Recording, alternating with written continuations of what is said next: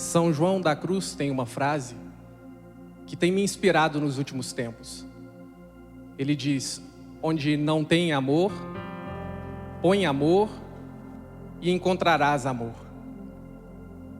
E essa frase tem me incomodado no sentido de tentar entender de fato que amor é esse. O que precisa ser preenchido, o que precisa ser colocado, entregue, doado. Ao mesmo tempo em que me faz pensar no amor que eu tenho vivido, no amor que eu tenho experimentado, nas minhas frustrações, nas minhas misérias, nos meus erros, nos meus acertos. O que de fato é o amor?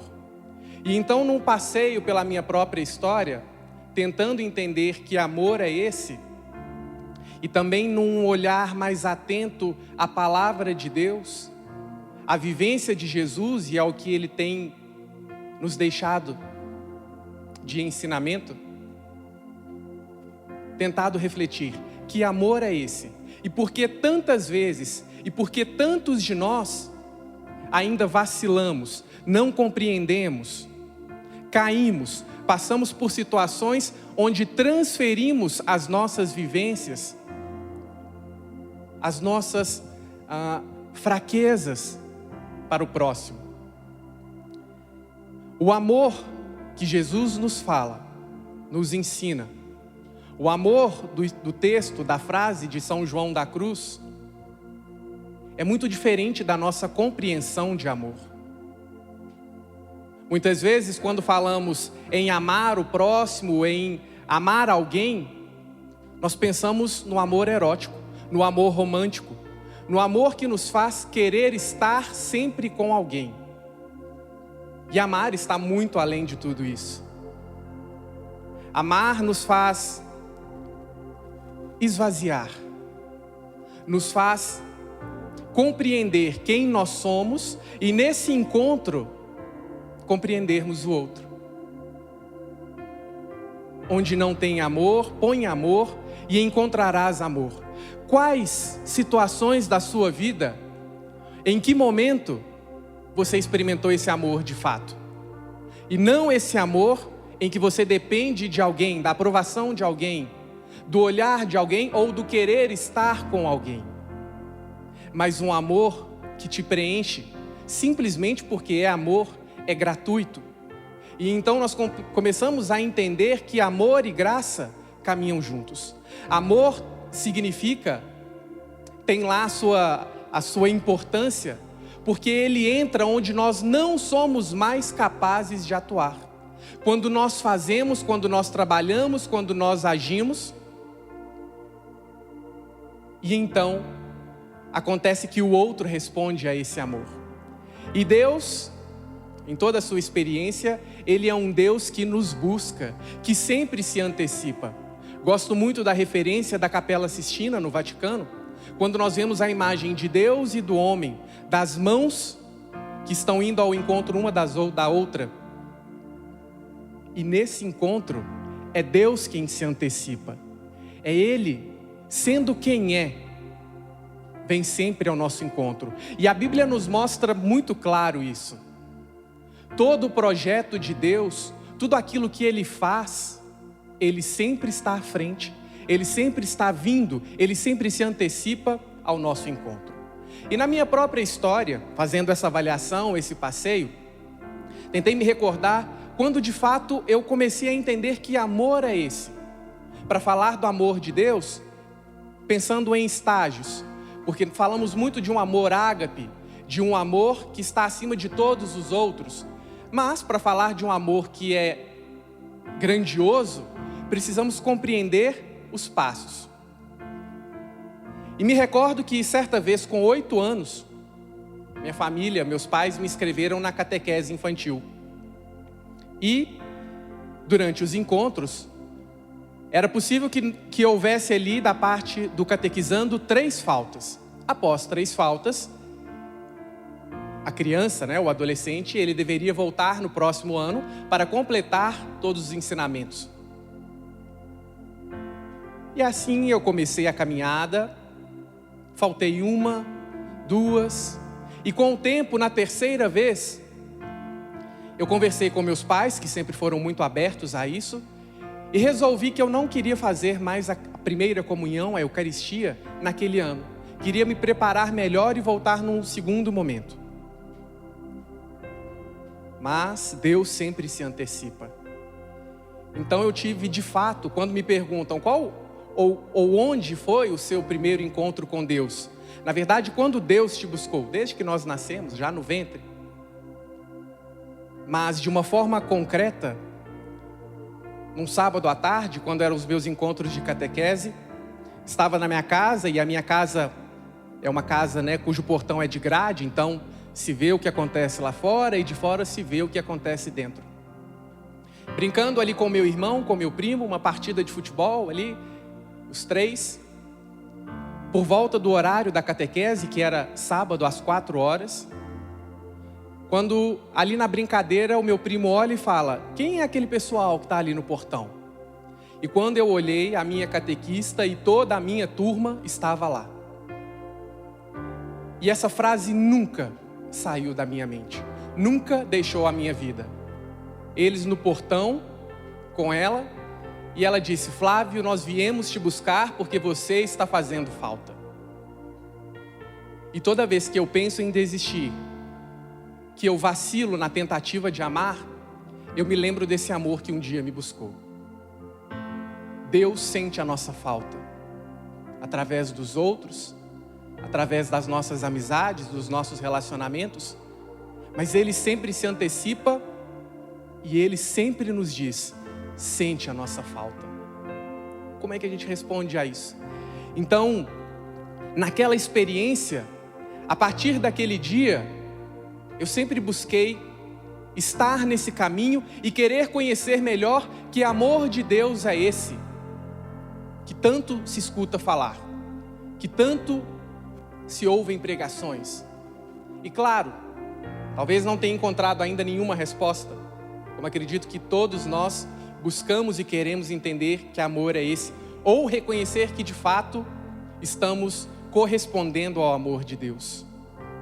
Então, olhando para a história de Jesus e com quem Ele conviveu, nós temos algumas pistas, alguns sinais do próprio Jesus. Me fascina muito a história de Pedro.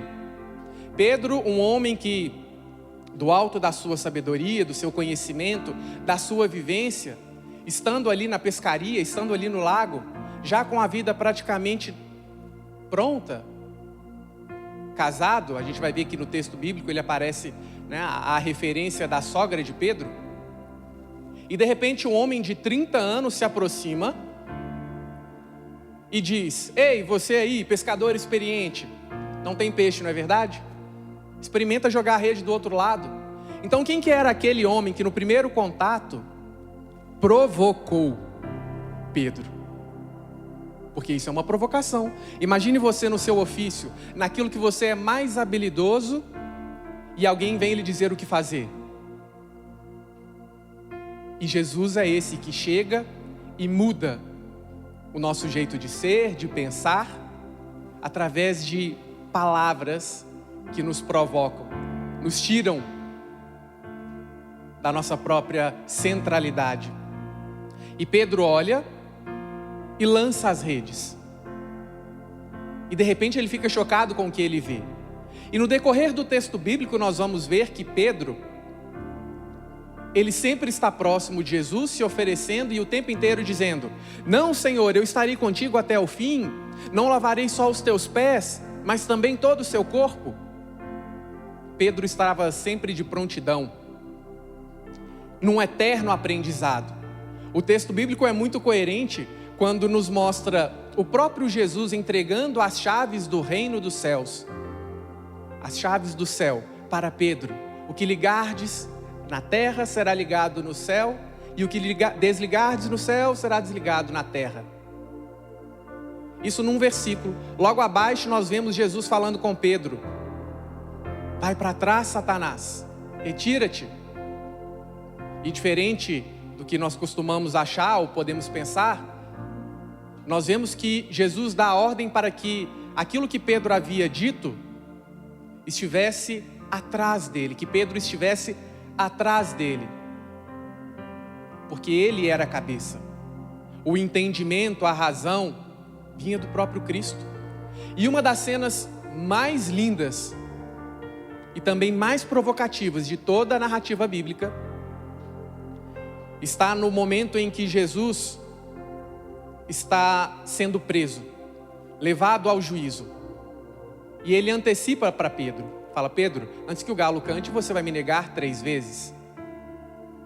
Quantas vezes nós negamos também Cristo? Quantas vezes nas nossas atitudes, nas nossas misérias, nós traímos Cristo? Sabendo que ia trair, depois de um período de 3 anos caminhando com Cristo, de conviver com Ele, e esse é o grande segredo do Evangelho. O Evangelho nada mais é do que um caminho que Jesus faz com os seus apóstolos, e é nesse caminho que nós temos a verdadeira escola da fé. Encontrar o doente, o enfermo, a pessoa que sofre, aquele que é oprimido. Essa é a escola da fé. Amar ao outro e nesse encontro com o outro também me descobrir.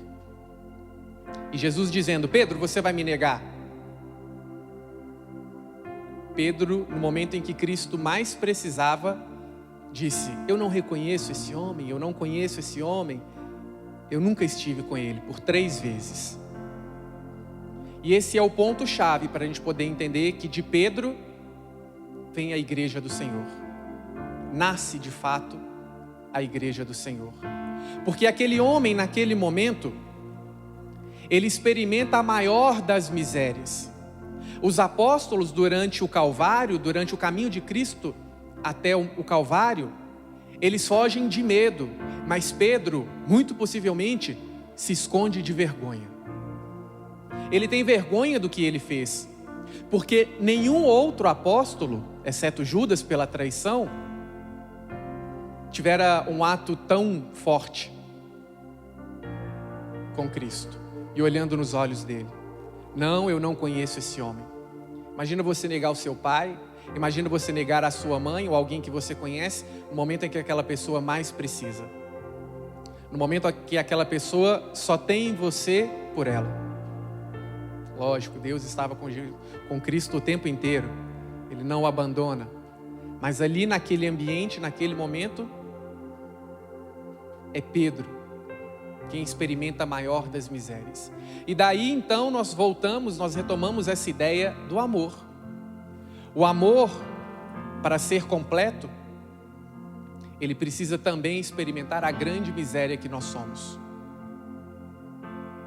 Pedro nega Cristo e vai se punir com isso, vai ficar muito triste com isso. E em certo momento querer desistir de todo o caminho, de tudo aquilo que ele tinha vivido. E então, meus irmãos, minhas irmãs, nós somos como Pedro. Quantas vezes temos anos de caminhada, temos tempos de história na igreja, de feitos, de realizações, dizemos ter encontrado o Senhor, mas em determinado momento parece que aquilo que nós fazemos nos tira do eixo, e a gente parece desistir, parece querer fugir, se sente desanimado. Mas de novo, repito, Deus sempre se antecipa, Ele sempre vem ao nosso encontro. E o próprio Cristo, após a ressurreição, vai ao encontro de Pedro, e naquele encontro profere 3 vezes a frase: Pedro, tu me amas? Pedro, tu me amas? Pedro, tu me amas? E no texto original, nós vemos que Jesus se refere nos 2 primeiros momentos a um amor incondicional. Pedro, tu me amas incondicionalmente? Pedro faz de bobo e diz: sim, Senhor, eu te amo, mas eu te amo como amigo. E Jesus, pela 2ª vez: Pedro, tu me amas? Sim, Senhor, eu te amo, mas eu te amo como amigo. É o que eu tenho, é o que eu posso. Essa é a humanidade de Pedro, é a miséria dele. Ele não poderia dizer naquele momento que amava incondicionalmente, porque ele não estava preparado. Ele havia experimentado algo muito forte. E ele dependia do Cristo, do olhar de Cristo, para voltar a ser quem de fato ele era. E Cristo então, na terceira vez, pergunta: ok, Pedro, tu me amas como amigo? E aí então Pedro: sim, Senhor, tu sabes que eu te amo. Vai e apacenta as minhas ovelhas. E o que Cristo faz? Essa é uma cena que eu imagino. Se alguma vez não tenho domínio nenhum no campo das artes, com pintura, com desenho, mas se alguém perguntar assim: Flávio, faça um desenho de Cristo. Como é o Cristo, como é o Jesus que você tem em mente? Tanto em Pedro, quanto na mulher que sangrava, como em Zaqueu. É Cristo quem estende as mãos. Essa é a imagem que eu tenho de Cristo. O homem que estende as mãos, que independente do que a gente faça, está sempre disposto a nos reerguer, a nos colocar de pé, a nos devolver ao nosso caminho. E mais do que nos colocar no caminho de volta, nos coloca de uma forma em que nós podemos nos conhecer melhor. Na sala de aula, como professor, várias histórias chamam a atenção. E pode ser que no início, ainda, você entre achando que vai ensinar, que você vai transmitir conhecimento, e aquele ambiente te transforma. Você tem ali a sua participação, enquanto aquele que pensa, que prepara, que elabora e que contribui, mas o quanto eu tenho aprendido com o ambiente de sala de aula. E sobretudo com o que significa amar. Um aluno do 6º ano, e o 6º ano é impossível, Eles estão ali naquela transição, muitas mudanças acontecendo. E um aluno no 6º ano, certa vez no tema de sala de aula, falamos sobre felicidade. E a atividade pedia que cada aluno ali em casa desenvolvesse: o que me deixa feliz, quando eu me sinto feliz, o que é felicidade para mim. Eles fizeram, e na sala de aula, durante a correção, todos tiveram a oportunidade de dizer, de colocar ali as suas respostas. E o último dos alunos, sempre muito falante, sempre muito participativo, mas abatido, bem no cantinho naquele dia. E aí eu chamei pelo nome e falei: qual que é a sua resposta? Leia aí para mim, por favor. O que te faz feliz? E aí ele disse assim, bem triste, bem timidamente: o que me faz feliz, professor, é o meu videogame. Mas muito tímido, muito triste. E de repente toda a sala de aula começou a rir. Todos os colegas achando aquilo muito engraçado. Nossa, porque eles tinham colocado: o que me faz feliz? Viajar com a minha família, almoçar com a minha família, passear com alguém, algum familiar, enfim, tudo estava relacionado à família. E de repente aquele jovem lança: o que me faz feliz é o meu videogame. E aí, vendo que ele estava muito incomodado, eu perguntei: você quer justificar, quer dizer alguma coisa sobre a sua resposta? E aí ele olhou, por isso a importância de reconhecer cada aluno. Ele olhou bem nos meus olhos e disse: olha, professor, eu vi que os meus colegas todos falaram sobre família, e eu também gostaria muito que a minha resposta tivesse a ver com família, mas eu escrevi: o meu videogame me faz feliz porque os meus pais não têm tempo de ficar comigo dentro de casa. Então eu não posso dizer que eu sou feliz com eles, porque eu sinto falta deles no dia a dia. E de repente houve um silêncio absoluto, absurdo em sala de aula, e todos haviam compreendido. Que tipo de amor nós estamos experimentando? O que nós temos buscado? Em que você tem mendigado? Porque a palavra é essa.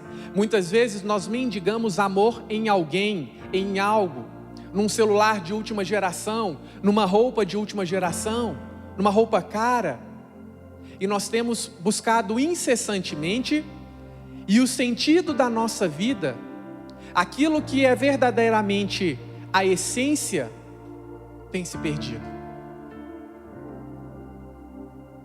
diz um conto que eu gosto muito, de uma criança que chegou numa loja, num pet shop, queria comprar um cachorrinho, mas era um pet shop sofisticado. Os animais ali, eles tinham um valor mais caro. E a criança, bem humilde, bem simples, havia durante um tempo juntado algumas moedas, algumas notas, a fim de comprar um cachorro. E quando ele entra no pet shop, o atendente vem e a criança, ali pelos seus 6, 7 anos, tira do bolso todo o valor que ele tem, coloca no balcão e diz: olha, eu quero um cachorrinho, mas eu quero um cachorrinho com esse dinheiro que eu tenho aqui, o que eu posso comprar? E o homem ali, o atendente, conferindo tudo que tinha arrecadado, que estava no balcão, ele vê que não passava de R$30. E R$30 certamente não era o valor de nenhum daqueles animais que estavam ali. Mas, por boa vontade, ele disse: olha, venha, com o valor que você tem, é possível te entregar um dos nossos melhores animais. Vamos lá. E eles entraram e eles começaram a ver as várias raças, os vários cachorros que estavam ali. E aí o atendente diz: está vendo aquele? Ele gosta mais de brincar, aquele ali gosta de pular, aquele vai poder passear com você. E o menino, ainda que vislumbrando tudo aquilo, achando tudo lindo, parece sentir falta de algo. E de repente, quando ele olha bem ao fundo, ele vê uma cachorrinha com alguns cachorrinhos perto, próximo. E aí ele diz: olha, eu gostei daqueles ali. E aí o rapaz foi lá, buscou os filhotinhos e disse: olha, eu tenho esse, colocou 3. E daqueles 3, o menino olhou, gostou, mas ele disse: eu quero aquele que você não buscou, que está lá perto da mãe ainda. Ele disse: ah, não, aquele ali você não vai gostar não. Aquele ali, ele nasceu bem doente, ele não tem os movimentos da pata traseira, ele certamente não vai poder te acompanhar. E você, como, pela sua idade, vai querer um cachorro saltitante, que brinque, que você possa passear. Ele: não, eu quero aquele. Deixa eu ver. E aí o atendente buscou e colocou, viu? Como eu disse, esse é um filhotinho que nasceu com um problema. Ele tem dificuldade nas patas, não se movimenta bem e é bem lento. E naquele momento, a criança, com uma calça moletom, estende, puxa e ele mostra: não tem problema. Ele revela uma perna mecânica e ele disse: eu também não sou completo, eu também não consigo pular toda hora, eu também não consigo correr e acompanhar muitos dos meus amigos, então é dele que eu preciso, ele é a minha melhor companhia. E essa historinha nos mostra o que de fato é o amor.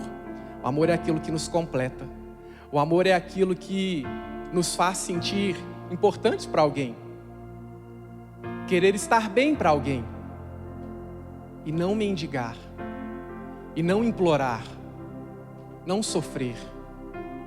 Muitos vão falar que amor é sofrimento. Não, quem ama é feliz. Se amar é decisão, a felicidade é a consequência dessa decisão. E o texto bíblico nos diz que Jesus, no lava-pés,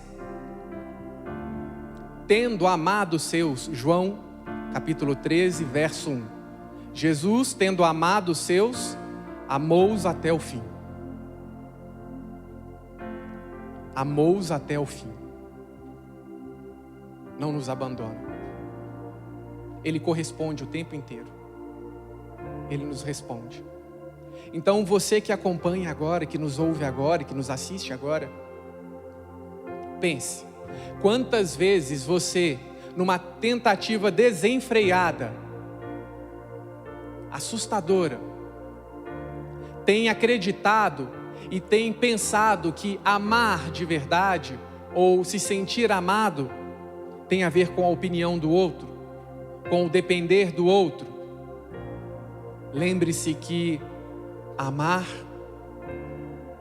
é estar com o outro, é zelar pelo outro, é caminhar com o outro.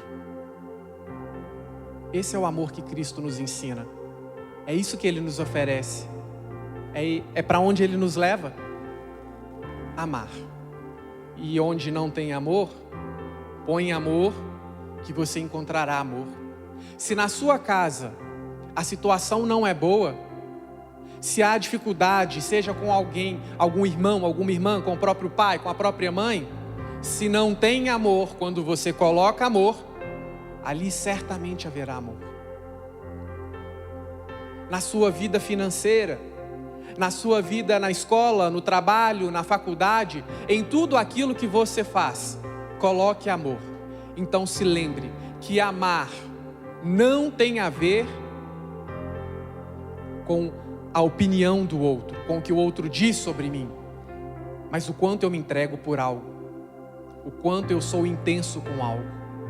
E claro, quando eu dou o meu melhor, quando eu faço de tudo, o amor se assemelha à graça. Ele entra e aí nasce o amor. Aí então o amor acontece. Desconheço algum casal, aliás, é meio difícil, né, a gente pensar em alguém que force o outro a gostar de você. Talvez, não sei se quem já experimentou isso aqui. Tentar fazer o outro gostar de você. Como você se humilha. Como você muitas vezes se coloca para baixo. Ah, se o travesseiro falasse. Quantas lágrimas já foram derramadas porque você tentando agradar o outro, tentando fazer com que o outro goste, ame você, fracassa. Porque o amor é isso. Ele é uma resposta, ele é sintonia. Gosto muito de acreditar que duas pessoas se apaixonam de fato quando o coração das duas bate na mesma frequência, bate na mesma sintonia. Então, meu querido irmão, minha querida irmã, pense nisso. Não vim aqui hoje para trazer respostas, mas deixo perguntas, devolvo perguntas. Será que você já se sentiu amado?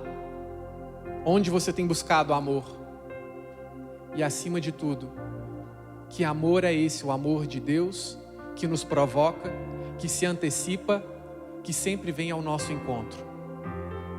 Termino com um fato, uma amiga que já desacreditada, amiga de caminhada, amiga que durante anos se dedicou à juventude, se gastou pela juventude, mas em determinado momento disse: ah, Flávio, eu ando meio triste porque parece que tudo que eu faço tem perdido sentido. Eu tenho feito tanto, mas não vejo tanto na minha vida, profissionalmente falando, afetivamente falando. E ela me disse, eu conversando com Deus, pedi a Ele resposta, que Ele falasse comigo, que Ele não me desamparasse. E o próprio Jesus é quem diz: batei e a porta se abrirá. Vós não sabeis como pedir, se pedir direito, eu vou te atender. Que mãe, que sabendo que o filho tem fome, dá a ele uma pedra, dá a ele uma serpente? E aí a minha amiga nesse diálogo, ela diz: então eu pedi a Deus que me recordasse que Ele de fato está comigo, que de fato Ele me ama. Isso tem uns 12, 15 anos. E me recordo que naquele dia eu falava com ela: olha, preste atenção nos detalhes. O amor de Deus, a presença de Deus, só é sentido nos detalhes. Os grandes milagres, os grandes feitos, eles estão no Antigo Testamento. O mar se abriu, uma coluna de vento e de fogo. Preste atenção nos detalhes. E aí ela, com aquilo na cabeça, pouco tempo depois me procurou de volta e disse: Flávio, de fato, Deus está nos detalhes.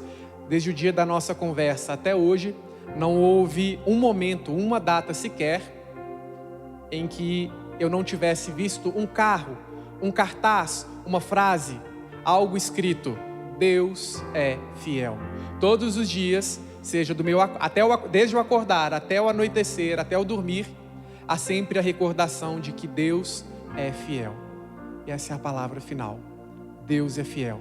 Se você se sentiu abandonado, se você já se sentiu esquecido, ou parece que ninguém te amou de verdade, lembre-se, o amor de Deus é um amor que busca, um amor que se antecipa. Tenha sempre isso em mente. A gente só é capaz de receber aquilo que nós também podemos entregar. Onde não tem amor, põe amor e encontrarás amor. Comece colocando amor dentro de você primeiro.